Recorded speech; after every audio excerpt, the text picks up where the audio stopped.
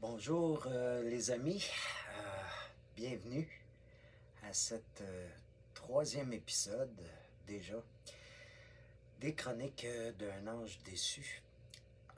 Pour ceux et celles qui sont passés par Facebook pour se rendre ici, ben comme vous savez, dans cet épisode, je veux parler de perception, d'instinct, de voix intérieure.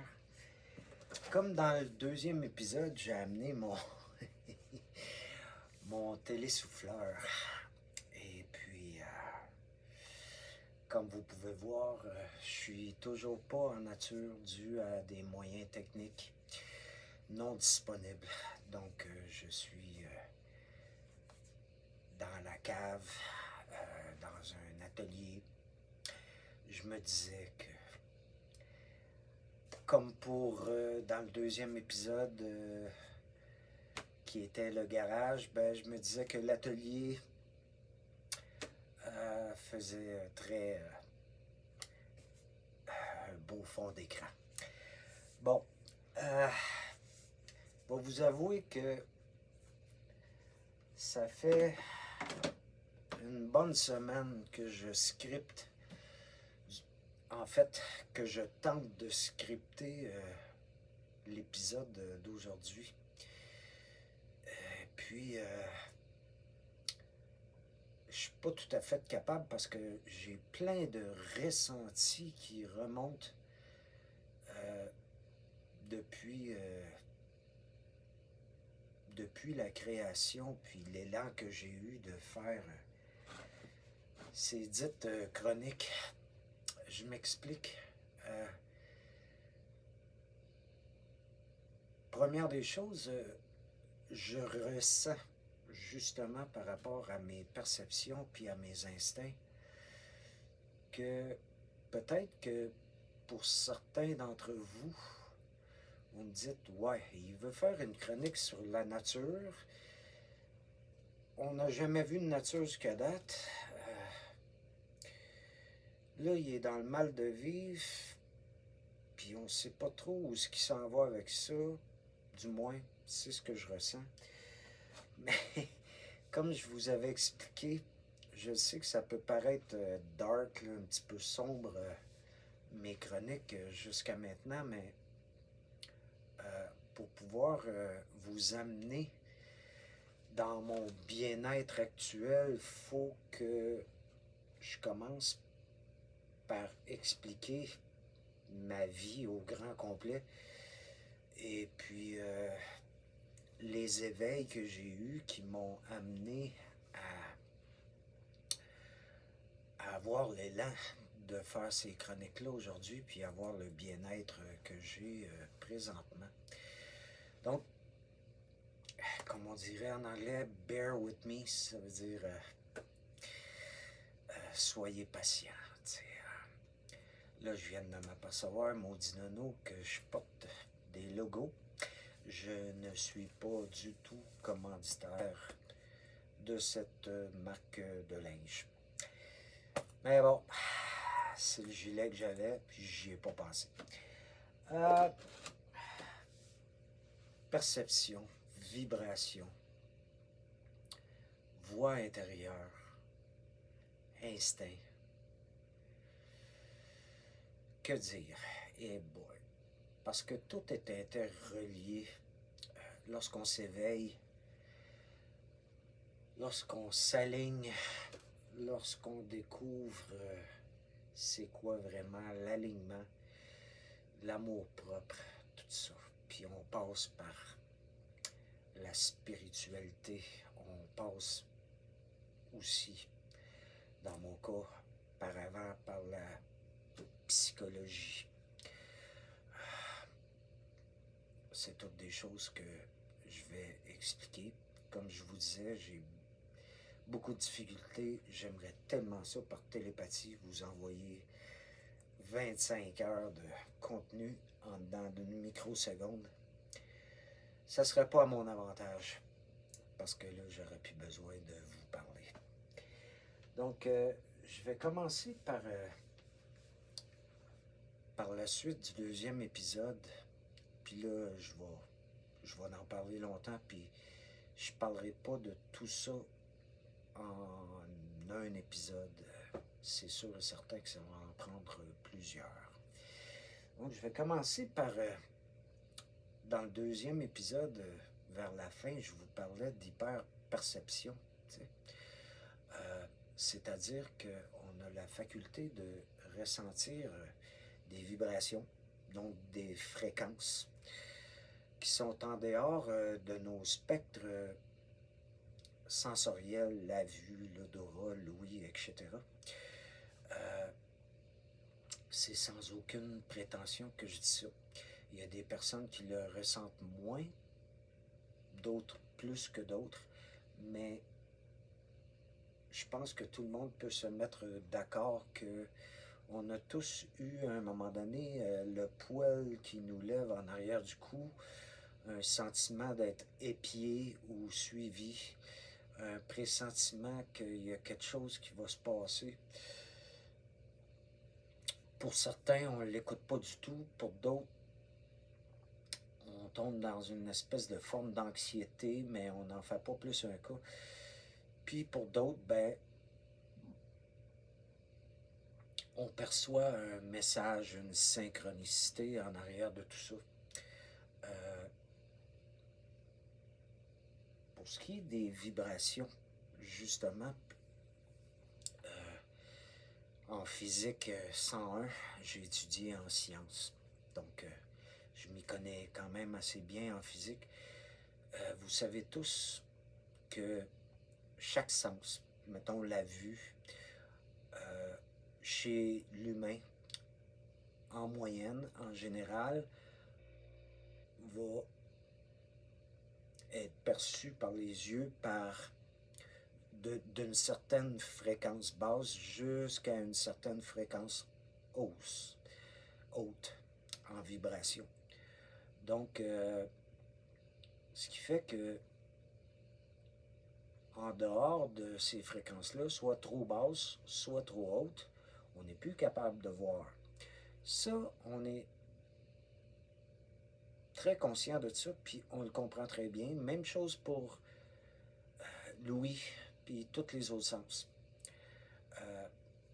Si vous vous rappelez ou si vous avez écouté l'épisode 2, je faisais l'analogie du walkie-talkie. C'est une question d'antenne. T'sais.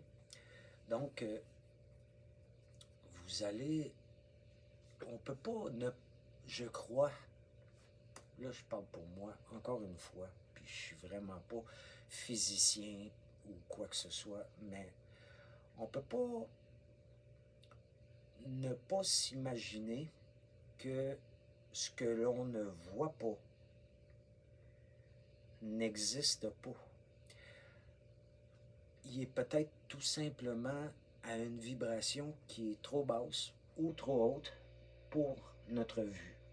Encore une fois, même chose pour les autres sens. Et c'est comme ça que dès l'enfance, on est programmé à se fier à nos sens, puis on se fait dire à répétition que si tu n'as pas vu quelque chose de tes propres yeux, ou entendu, ou ressenti, ça n'existe pas. Et pourtant, on a tous été témoins de chiens ou d'animaux. Mettons que vous avez un chien moindrement de garde,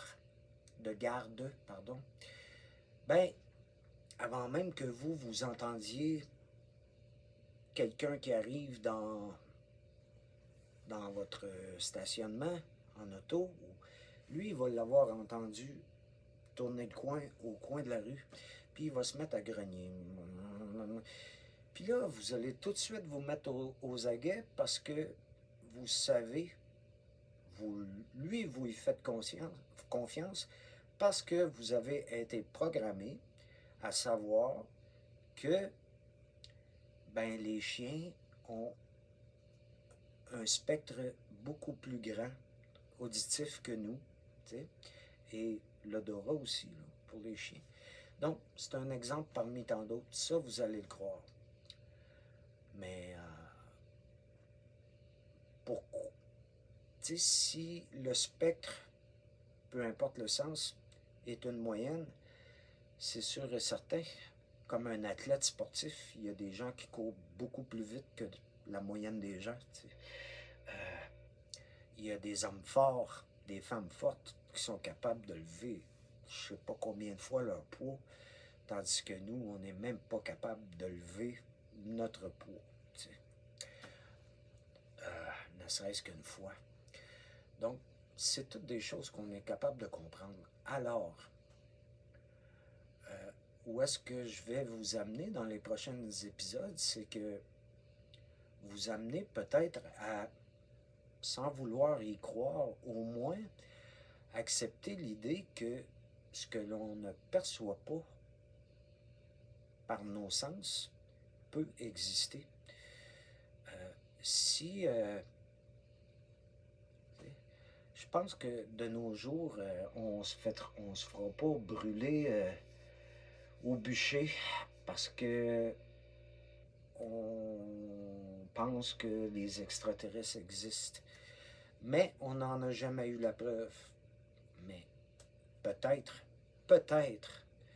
que sont là. Puis il y en a, mettons que nous, les humains, on est 8 milliards sur la Terre. Ils sont peut-être 300 milliards sur la Terre. On peut juste pas les ressentir avec nos sens. Ils vibrent dans des vibrations que l'on ne perçoit pas. Donc, c'est la même chose. Puis la perception, ben, ça peut aller à plusieurs niveaux. Là. Il y en a qui ont... Là, je vais me tromper de mots dans le lexique de la néo-spiritualité, mais il y en a qui ont des dons, qui ont des douances. Il y en a qui voient des fantômes. Il y en a qui voient des présences que la plupart des gens ne voient pas. Il y en a qui perçoivent des choses qu'on ne perçoit pas. Très humblement, je ne suis pas une personne qui a ces facultés-là, mais j'ai une faculté de réception très forte que j'ai eu le privilège de d'apprendre avec des gens qui ont des dons, des douances, et qui me l'ont prouvé à moi-même. Je vais vous parler de ça dans d'autres épisodes. Tout ça pour dire que c'est important de ne pas se mettre des œillères. Puis c'est là que c'est important d'écouter sa voix intérieure. Surtout lorsque ça nous arrive par étapes dans la vie de se retrouver à la croisée des chemins. Puis là, il faut choisir. Il faut faire un choix important dans notre vie. Est-ce que je déménage? Est-ce que je change d'emploi? Peu importe. Puis c'est là que notre voix intérieure nous parle. Puis plus que le choix est important à faire, plus qu'elle va parler franchement et fort. Si on ne l'écoute pas, on s'en rend... Sur le coup, on s'en rendra probablement pas compte, mais ça va avoir des répercussions dans notre vie que des années plus tard, on va revenir exactement au même endroit, à la croisée des chemins, parce qu'on n'a pas écouté notre voix. Pourquoi on ne l'a pas écouté? Ben parce que ça demandait trop de changements. Ça demandait trop de courage d'abandonner trop de choses, etc., etc. Donc, c'est important d'écouter sa voix intérieure. J'ai été trop longtemps moi-même à ne pas l'écouter. Et je vous avais parlé de mon éveil qui s'est passé il y a une dizaine d'années. Ça fait 10 ans de ça, là. Puis depuis ce temps-là, tu sais, je l'écoute de plus en plus. Mais c'est pas arrivé du jour au lendemain que j'ai trouvé ma voie. J'ai fait beaucoup d'essais, erreurs dans des chemins très différents. Et c'est là que je suis rendu dans ma vie.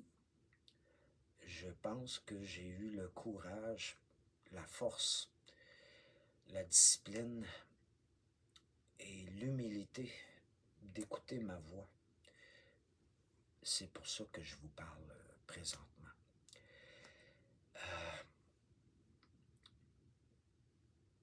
On va continuer ça dans d'autres épisodes. Ça fait déjà 15 minutes que je vous parle. Et puis, je voulais vous envoyer à ma petite capsule de trucs et astuces. Et par la suite, vous envoyer à mon petit conseil de la semaine. Donc, j'aimerais ça concire les épisodes en dedans d'une demi-heure, mettons, justement dans la petite capsule sagesse de la fin. Ben, je vais parler de temps. Donc, je vous souhaite une bonne petite capsule trucs et astuces. Je parle d'un nœud que j'aime bien. Là, il y en a peut-être certains qui vont commenter, vont dire, ben oui, mais voyons, c'est un nœud de pendu. Je crois certainement que oui, en fait. Du moins, c'est une variation sur un nœud de pendu, mais vous allez comprendre que j'osais pas faire des recherches Google ou Wikipédia sur comment vraiment faire un nœud de pendu, parce que avec les algorithmes aujourd'hui, puis tout ce qui se passe sur les réseaux sociaux, puis en ligne, je voulais pas que personne pense que je vais me pendre ou pendre quelqu'un. Mais oui, effectivement, c'est un hybride ou une variante de cela. Donc, bonne capsule. Allô, bienvenue à la petite capsule de trucs et astuces. Je vous parle d'un de mes nœuds favoris parce qu'il permet de fixer quelque chose en hauteur lorsqu'on est en nature. Puis, mettons qu'on n'a pas d'échelle, on n'a pas de moyen de grimper dans l'arbre parce qu'il n'y a pas assez de branches au début, fait qu'on ne peut pas grimper dans l'arbre pour aller fixer l'arbre. Là, nono comme je suis, j'ai réalisé que ça va prendre 2 parties à cette capsule parce que va falloir que je vous explique comment aller passer la corde à une certaine hauteur. Mettons que ça fait plus que 6 pieds. Ben là, ça prend une manière d'aller passer la corde autour de l'arbre, dans les branches, etc.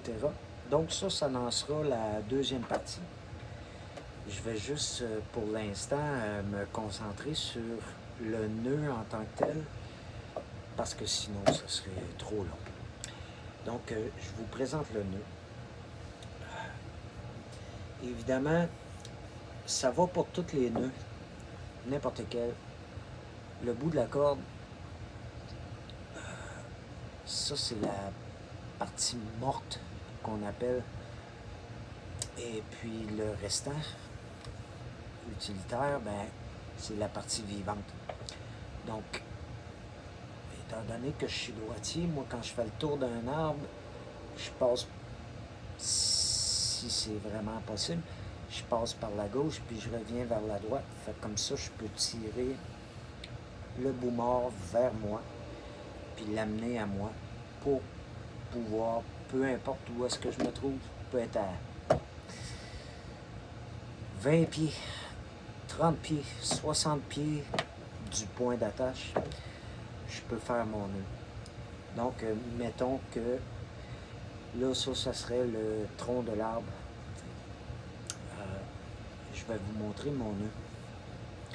Donc là, il y a 2 bouts qui nous reviennent, le bout qui monte, le bout vivant, et le bout mort que voici. On les rejoint ensemble Et là, étant donné que je suis droitier, je vais prendre le bout mort. Je me garde quand même une bonne longueur. Je garde le bout mort.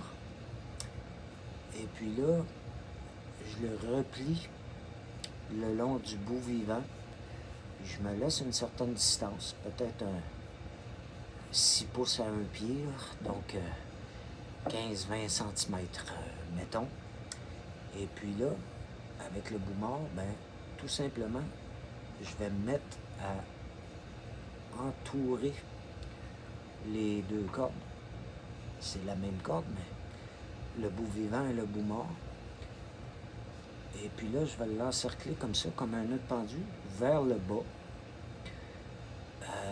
Mais c'est important ici de ne pas mettre trop de tension parce que ce collet-là va servir à glisser puis à se rendre jusque, mettons, au point d'attache, donc peut-être au bout d'un arbre, ou peut-être pour accrocher une balançoire ou suspendre des quartiers d'orgnaux ou peu importe. Donc, si on met trop de pression sur le collet, ben là, ça va être difficile de hisser le nœud.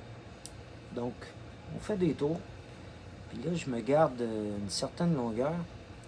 Puis, il me reste une partie de la loupe que j'ai fait au début avec le bout mort.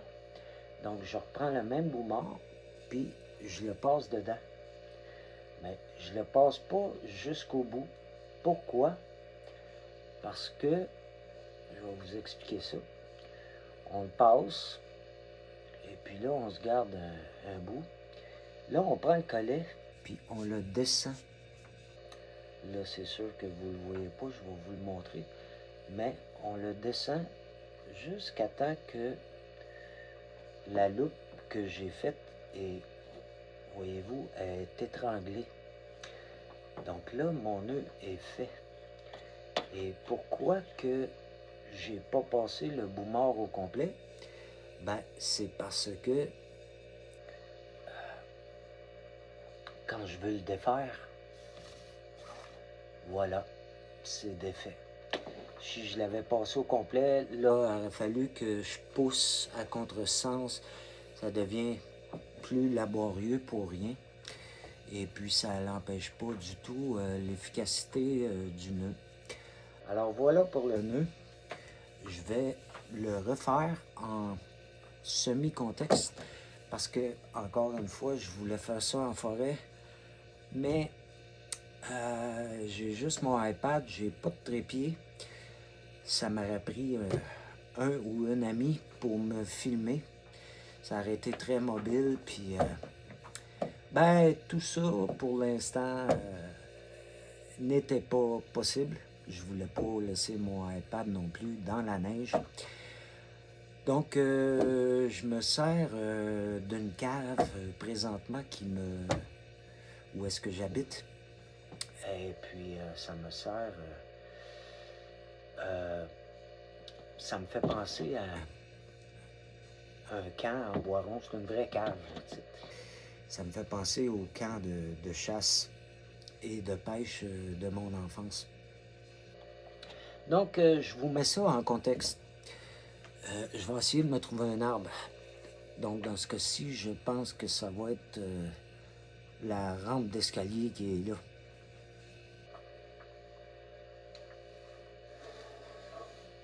Donc, je vais vous expliquer plus tard, comme je vous disais, comment faire le tour d'un arbre en hauteur. Mais là, l'important, c'est de vous démontrer le pourquoi que j'adore ce nœud. Donc, je vous ai montré le nœud d'avance parce que là, je savais que j'étais pour être de face. Donc, vous ne le verrez pas, mais je vais faire exactement ce que j'ai fait 2 fois au début de la capsule. Donc, je vais faire mon nœud. Donc, je remonte mon bout mort. Je me mets à faire des tours vers le bas sans trop serrer pour que le collet puisse glisser. Et puis, je repasse mon bout mort dans ma loupe. Je descends mon collet pour venir serrer ma loupe, mais pas trop, juste assez pour que ça soit collant. Donc, ça me fait exactement le même nœud que je vous ai démontré. Puis, je ne l'ai pas trop à côté pour qu'il puisse glisser. Donc là, je vais probablement sortir du champ de caméra, mais tout ce que j'ai à faire, c'est de tirer sur le bout vivant. Et puis le nœud va se rendre à son point d'attache, peu importe la distance. S'il est bien fait, s'il n'est pas trop solide. Donc voici. Je tire. Et voilà, il est rendu à mon arbre. Et puis là, je peux tirer, et puis là, le collet va se tendre. OK? Là, vous allez me dire, ah, c'est bien beau ça. Si c'était pour abattre un arbre, que l'on tire pour être sûr qu'il tombe du bon côté, ben l'arbre, quand il tombe à terre, on peut défaire le nœud de par terre. Si c'est pas le cas, si c'était pour pendre des quartiers d'orgnaux, puis le quartier, ben, il fait 5 pieds de haut, puis que là, quand que vous sortez du bois, ben, votre corde est encore pognée dans les airs, ben, tout ce que vous avez à faire, c'est vous garder plus long de longueur de votre bout mort, jusqu'à, mettons, avec les bras dans les airs, là, on est bon jusqu'à 6 pieds. Donc, si vous voyez que, là, je ne serai pas capable d'y aller du... Ah oui, je vais être capable. Si vous voyez que rendu à un moment donné, là, quand vous tirez sa corde, puis vous voyez que votre bout mort, il dépasse 6 pieds dans les airs, ben c'est parce qu'il n'était pas assez long. T'sais. Ou sinon, ça va vous prendre une branche avec une espèce de crochet, puis là, il va falloir que vous fassiez une loupe au bout de votre bout mort pour rentrer la branche et là, tirer sur le bout mort pour défaire le nœud. Donc, c'est tous des calculs que je vais vous parler dans la deuxième partie. Mais voilà, c'est pas plus compliqué que ça. Puis ce nœud-là, là, il est indestructible. Évidemment, ça prend la bonne qualité de corde. Essayez pas d'abattre un érable de 70 ans là, avec une petite corde comme ça, elle va casser. Mais, voilà, on peut s'en servir en hauteur. Dans la prochaine capsule, je vous explique comment finaliser le tout. Et puis là, ben, je vais défaire mon nœud parce que il est à bout de bras. Et voilà, c'est fait. Là, tout ce qu'il me reste à faire, c'est zigonner, puis il est défait. J'ai jamais bougé de ma place. J'ai fait le nœud à la même place, puis je l'ai défait à la même place. J'ai jamais eu besoin de forcer. J'espère que vous avez apprécié. Là, si vous voyez ça, c'est parce que j'ai été capable de faire du montage. Parce que, en tout cas, avant ça, il y a eu la capsule, l'épisode, le contenu principal.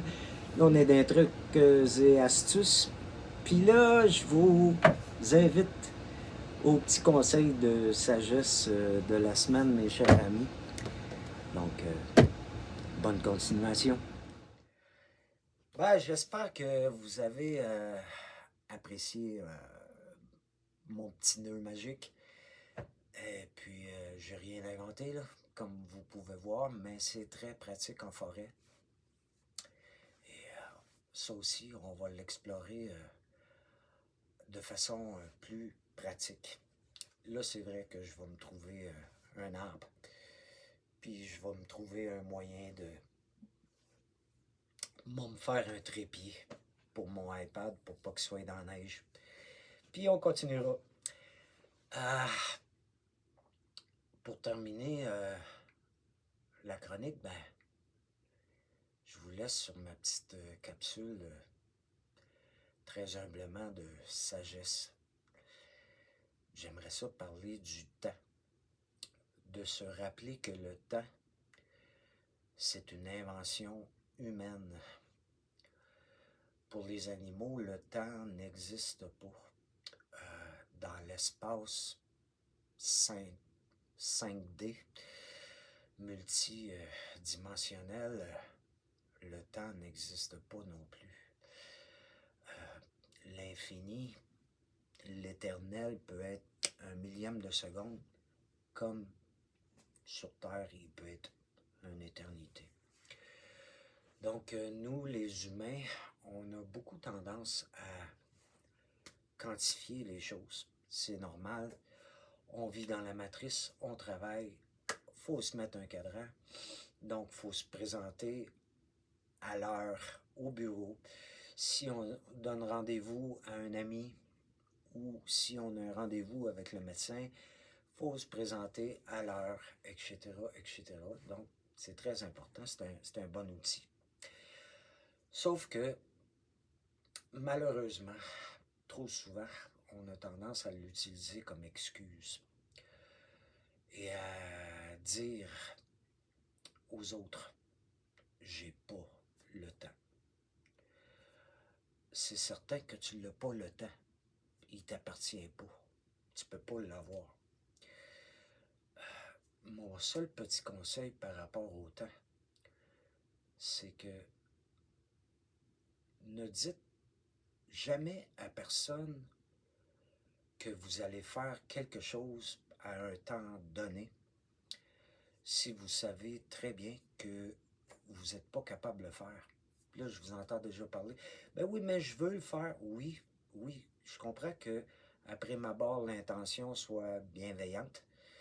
Puis, tu sais, amicale ou affective. Mais assurez-vous d'avoir pris le temps. T'sais. Si vous dites à quelqu'un que vous allez être là ou que vous allez l'appeler à telle heure, ben, assurez-vous, après ma barre, que c'est réaliste. Si cette journée-là, dans une journée, il y a 24 heures, enlevez-en 8 pour dormir, il en reste 16.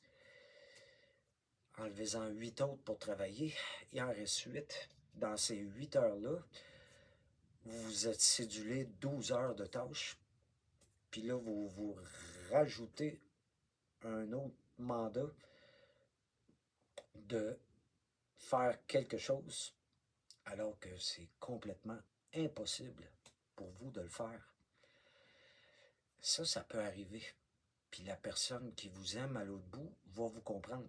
Mais si vous passez votre vie à faire ça, parce que vous n'êtes pas capable de dire non, ou simplement d'être honnête par peur de déplaire, ben, vous allez finir par vous retrouver seul et sans amis parce que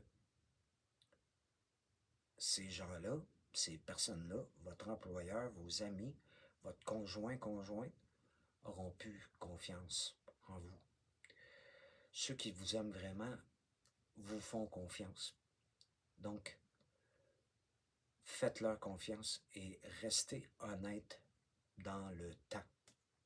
Si vous n'avez pas le temps, vous n'avez pas le temps.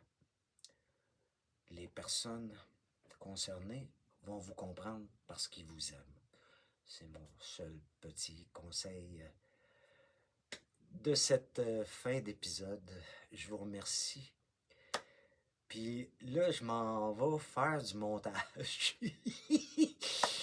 Et Colin, que je suis excité, j'ai passé la semaine non seulement à tourner les capsules pour l'épisode, mais à suivre des tutoriels puis tout ça. Puis là, je me pratique.